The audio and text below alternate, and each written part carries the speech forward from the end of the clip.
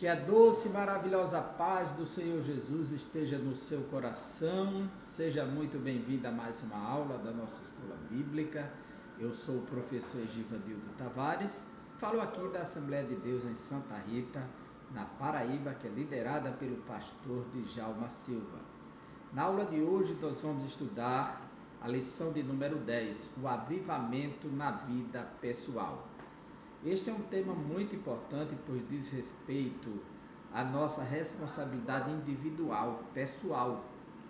E neste tema nós vamos ver alguns aspectos que são importantes para que tenhamos uma vida avivada e uma responsabilidade individual diante do Senhor, diante da sociedade, diante da família. É um tema muito rico.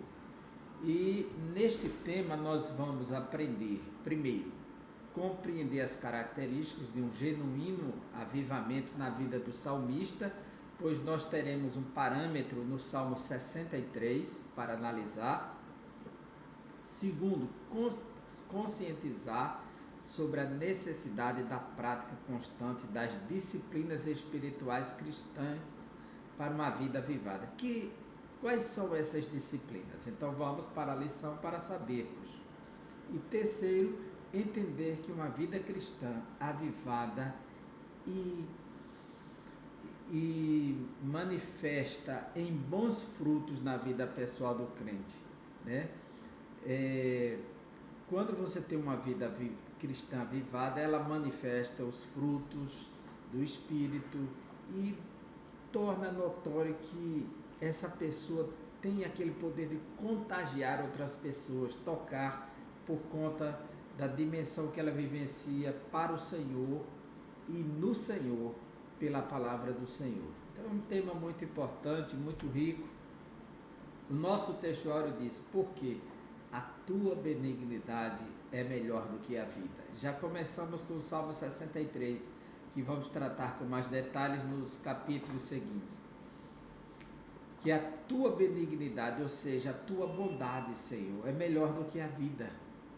Desfrutar da benignidade do Senhor é perceber que ela é mais importante do que a nossa própria vida. Os meus lábios te louvarão, assim eu te bendirei enquanto viver. Se ele diz na primeira parte deste poema que a benignidade é melhor do que a vida, no segundo ele diz assim, os meus lábios te louvarão, assim eu te bendirei enquanto viver, porque ele está reconhecendo a benignidade do Senhor, que é melhor do que a vida, então enquanto eu viver, eu devo louvar a esse Deus. Enquanto eu viver, eu devo bendizer aquele que tem uma benignidade que é melhor do que a vida. Em teu nome levantarei as minhas mãos, ou seja, aquilo que eu vou fazer é em teu nome. Pode ser que alguém interprete que as minhas mãos vou levantar para ti, não é essa a proposta aqui. É em teu nome levantarei as minhas mãos, quer dizer, eu vou agir no teu nome, na tua dependência, dentro da tua vontade. A verdade prática, ela nos diz, a presença do Espírito Santo é uma realidade em todos os dias da vida de um crente avivado. Olha, basta saber que o cristão regenerado, ele se torna morada, templo e morada do Espírito Santo. E o cultivo dessa intimidade com Deus e com o Espírito Santo determina a qualidade de vida espiritual que nós temos. Então, a presença do Espírito Santo é uma realidade em todos os dias da vida de um crente avivado. Não apenas um dia no final de semana, em um encontro religioso, em um momento de culto, de congregacional ou de comunitário, mas a partir da realidade individual, ele passa a viver essa dimensão. A gente percebe nos ensinos do apóstolo Paulo o quanto é importante viver cheio do Espírito Santo para poder frutificar os frutos da luz. A nossa introdução, ela nos diz, é vontade de Deus que os crentes sejam espiritualmente avivados. E como sabemos que é vontade de Deus? Porque está expresso na sua palavra, na Escritura, que aquele que foi enxertado em Cristo foi enxertado na videira verdadeira, e nesse enxerto na videira verdadeira, ele passa a receber da seiva da vida que vem de Cristo. Logo, ele precisa frutificar.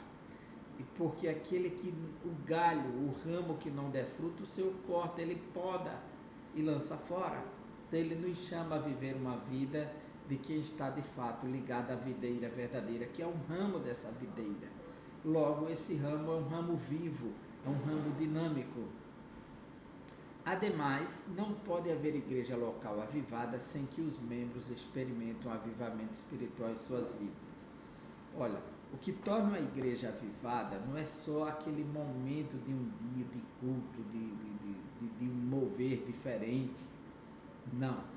É o fato da igreja ter crentes avivados que vivam esse avivamento nos seus lares, na sua vida social, na sua vida comunitária, na sua vida profissional. Ele esteja sempre dominado, o seu coração, da alegria do Espírito Santo. Isso faz com que ele também mova isso para dentro da comunidade, da igreja. Então, a igreja avivada depende dos membros serem avivados. Ela não depende de um momento de avivamento. Ela depende de uma vida avivada. Além desses avivamentos se manifestar no interior do templo, aqui ele está falando do templo local, físico, o prédio. Esse avivamento se revela em todos os lugares, no testemunho cotidiano da vida, que inclui o casamento, a vida familiar, a escola, a faculdade, o trabalho, os negócios, enfim, em toda nossa área de atividade e principalmente na proclamação do Evangelho. Quando se tem uma vida avivada, como o texto começou aí, além desse avivamento se manifestar no interior do templo, quer dizer, se pensarmos mais no templo como pessoa, onde o avivamento se manifesta, é aqui no nosso coração, nós sendo o templo, como Paulo disse, vós sois o templo do Deus vivo, faz com que todos os outros locais, seja o templo físico, local de reunião, seja o seu lar, aonde estejamos, esse avivamento estará presente, porque nós somos o templo, e esse templo está manifesto da presença de Deus, está preenchido da graça de Deus, está dominado pelo Espírito. Logo, aonde estivermos como templo, a pessoa, não o local, mas que o local da manifestação de Deus seja agora as pessoas e não o ambiente físico. E ainda que o ser humano seja também um ambiente físico, mas esse é o templo que Deus fez, não aquele que o homem fez de pedra.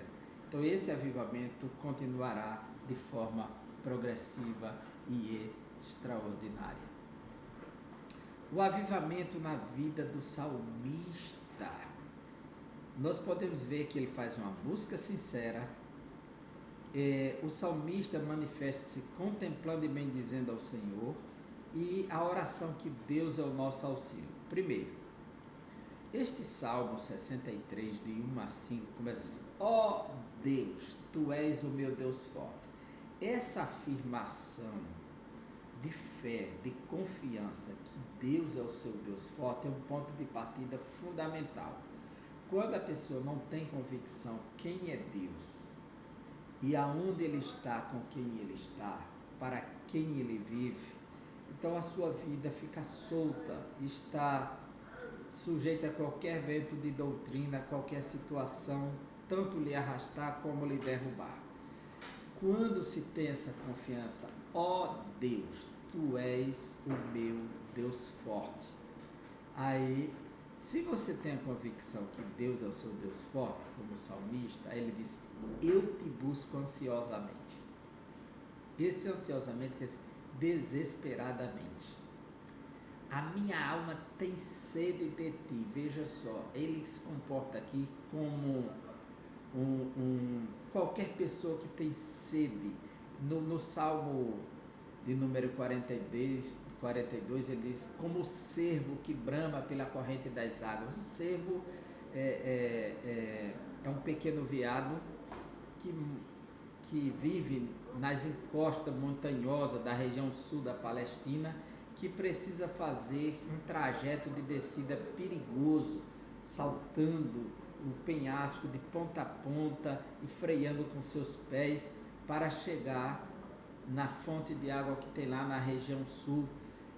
Temos apenas 5 oásis na região sul da Palestina com águas disponíveis, e 3 deles estão disponíveis aos animais. Então ele tinha que fazer um trajeto perigoso para chegar até as águas. Ele diz: como o cervo que clama pela corrente das águas, assim minha alma suspira por ti. Que além de descer pelo penhasco perigoso, tem que enfrentar os predadores. Ele diz assim: a minha alma tem sede de ti. Como ele diz: eu te busco ansiosamente, a minha alma tem sede de ti, o meu corpo te almeja como terra árida, exausta, sem água. A terra seca, o ermo, ela clama por água, ela só pode frutificar se ela tiver água. O corpo, ele clama por água. Diante da sequidão, da exaustão, o corpo clama por água. E o salmista faz dessas necessidades que há no corpo, que há no deserto, as suas necessidades, nesse poema belíssimo: como Deus, tu és o meu Deus forte. Então ele diz: Deus, Elohim, tu és o meu Deus forte. Ele diz Eli, em hebraico. Eu te busco ansiosamente, a minha alma tem sede de ti, o meu corpo te almeja como terra árida, exausta, sem água. Se nós pudéssemos dizer que eu te busco ansiosamente, seria a busca pelo Espírito do Espírito, e a minha alma tem sede de ti e o meu corpo te almeja. Poderíamos ver aqui uma expressão tricotômica, né? Mas ele não diz apenas que o busca ansiosamente. Então, uma busca sincera, ela revela sentimentos profundos da necessidade de Deus, não das coisas que Deus dá, mas daquilo que Deus é para si. Primeiro, tu és o meu. Esse meu aí é pronome possessivo. Então, quando ele se aposta que Deus é o seu Deus forte, então ele precisa fazer o quê? Buscar ansiosamente, ter sede de Deus e desejar ardentemente, como a terra árida, exausta, sem água, desejar Deus. Aí, contemplando e bendizendo ao Senhor, o tópico 2, ele diz assim, também o versículo 2, eu te contemplo no santuário. O santuário, que era o tabernáculo de Davi naqueles dias, era o local de buscar a face do Senhor. Quem atuava dentro do santuário eram os sacerdotes. O adorador tinha acesso até o pátio onde estava o tabernáculo, aliás, o altar do holocausto. Mas ir ao santuário era ir à presença de Deus, era contemplar a face de Deus.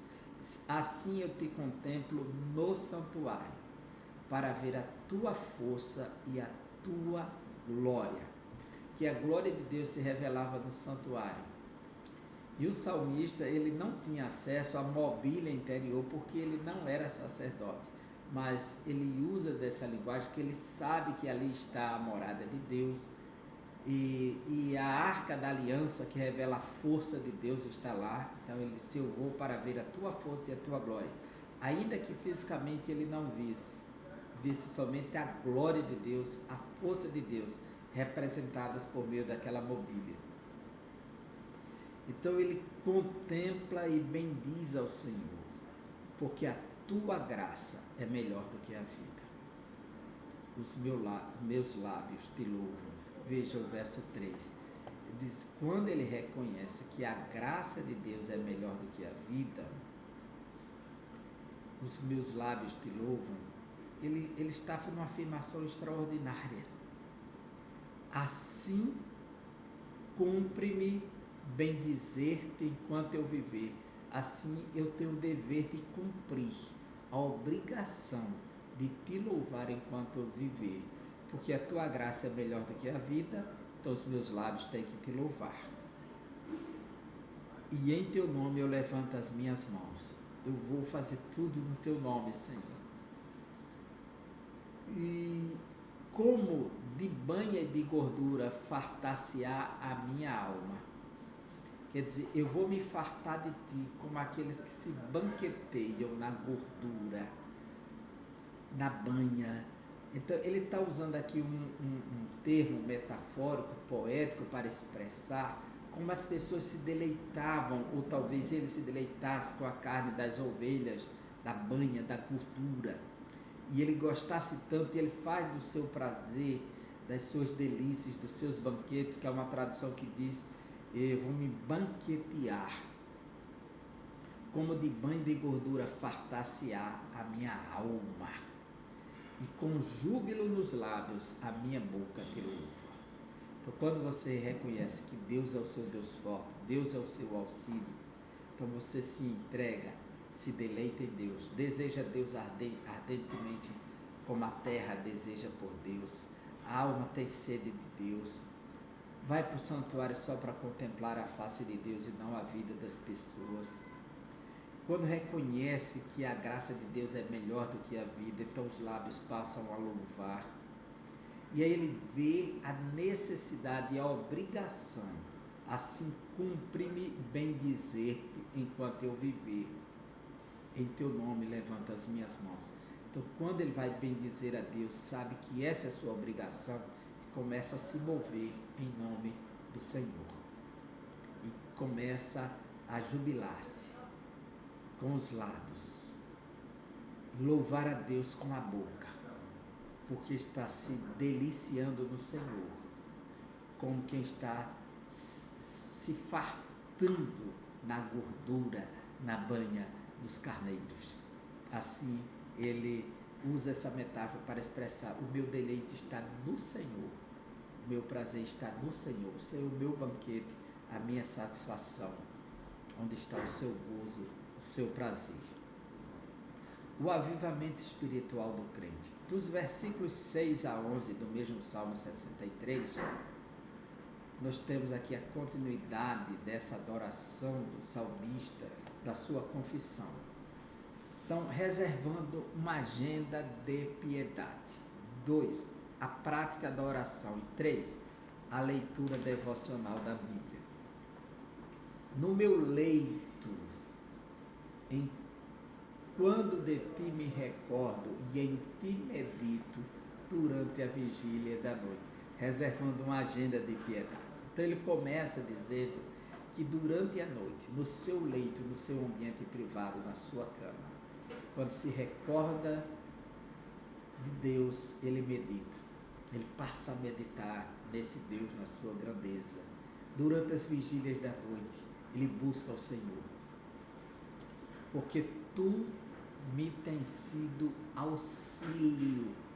Se Deus é o seu auxílio, à sombra das tuas asas eu canto jubiloso. Quer dizer, eu vivo debaixo do teu abrigo, do teu aconchego. Ele usa asas aqui como uma metáfora, ele está personificando Deus numa ave que acolhe os seus filhotes, né, que guarda, que protege. Então ele se sente protegido como uma ave pequena debaixo das asas do Senhor. A minha alma apegar-se-á a ti, a tua destra me ampara. Veja que todo o foco dele, se ele medita, se ele busca, se Deus é o seu auxílio, então a sua oração é essa: a minha alma se apega a ti e a tua destra é que me ampara. Quer dizer, os meus triunfos, as minhas vitórias não vêm de minhas mãos, mas da tua destra, da tua mão direita. A minha segurança, os meus livramentos vêm da tua destra, ela é que me ampara. Porém, os que me procuram a vida para destruir, os meus inimigos que tentam me destruir, abismar-se-ão nas profundezas da terra. Eles descerão para o abismo, irão para a sepultura, porque o Senhor é quem destrói os inimigos. Que oração poderosa que ele está fazendo. serão entregues ao poder da espada e virão a ser pasto dos chacais.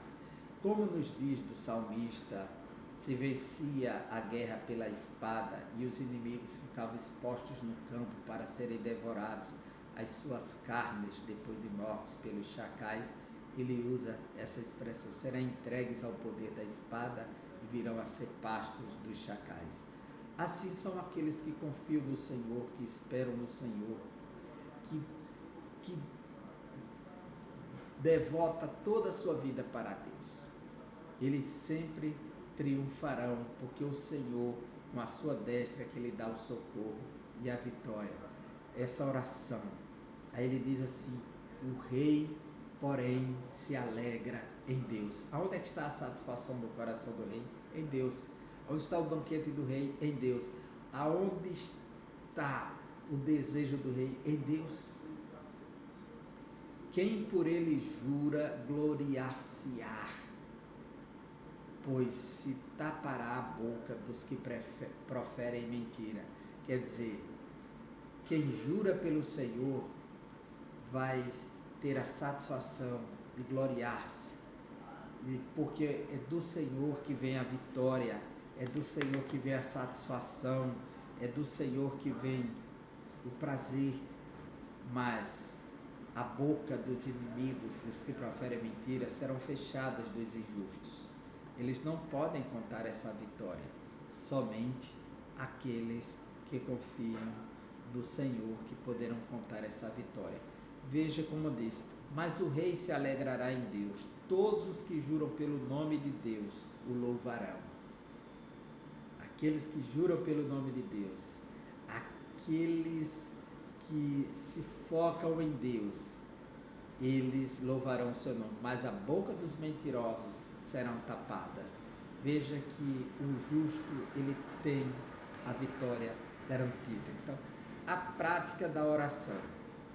Nós vemos que tanto o salmista, ele praticava a oração 3 vezes por dia, Daniel repetiu isso, Jesus teve uma vida intensa de oração.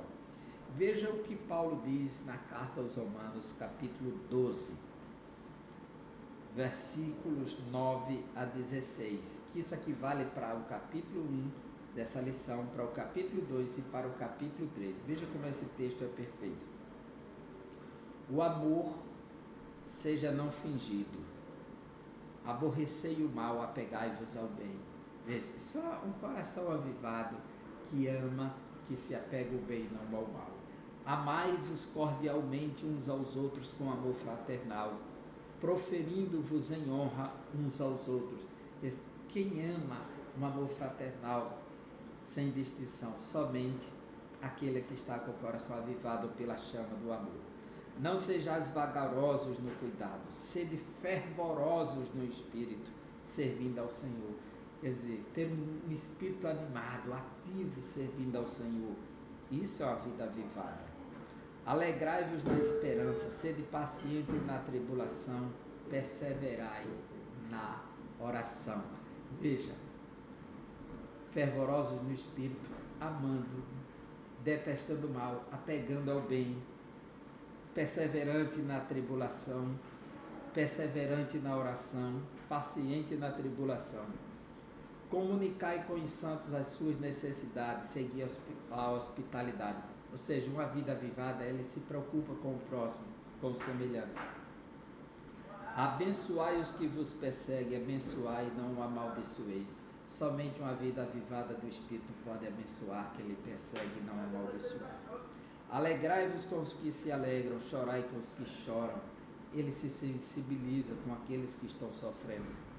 Sede unânime entre vós, não ambicioneis coisas altas, mas acomodai-vos às humildes. Não sejais sábios em vós mesmos. A leitura devocional da Bíblia é importante porque ela nos conduz ao propósito de Deus. O crente avivado deve ler e estudar diariamente a Bíblia. Paulo diz, tu persiste em ler, exortar e ensinar até que eu vá ter contigo, disse a Timóteo. Além disso, os dias são maus. Por isso, devemos portar a espada do Espírito, conforme Efésios 6 e 17. Essa palavra, ela nos impede de pecar. Guardei a tua palavra no meu coração para não pecar contra ti. Ela dirige os nossos passos, porque ela é lâmpada para os nossos pés e luz para o nosso caminho. Não podemos viver sem a palavra do Senhor.